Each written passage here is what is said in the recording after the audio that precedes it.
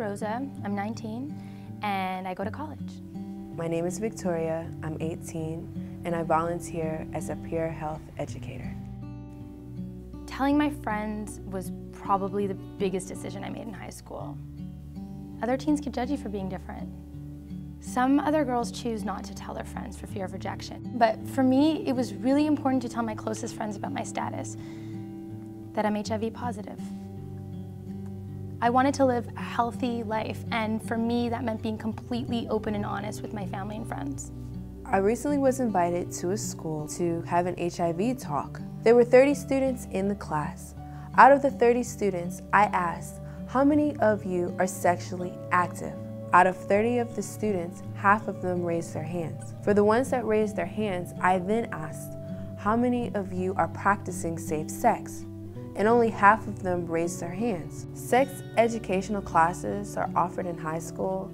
However, it's not working because the teens are not listening, because it's not relevant to them. I told my story as an HIV teen, and now they're listening. One of my best friends was having a really hard time. She got dumped by her boyfriend. She was having major self-esteem issues. So she turned to me for advice, and she asked me, Rosa, how do you do it? How do you stay so strong? You know, problems just don't seem to affect you. And I said, look, I'm just like you. I struggle too, a lot of the time. I'm HIV positive. And she was like, I never realized. Are you okay? Oh my God. How did you get it? And I'm like, relax. I'm okay. I've had it my entire life. I got it through birth, actually, from my mom, through breastfeeding. After the presentation, a student came up to me and she told me that what I'm doing is amazing. And she was also HIV positive.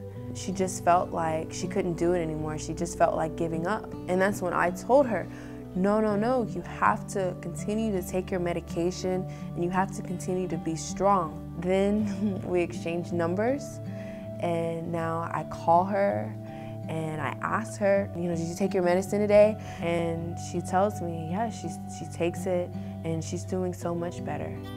I don't regret telling my best friends about my status at all. We're all still really close.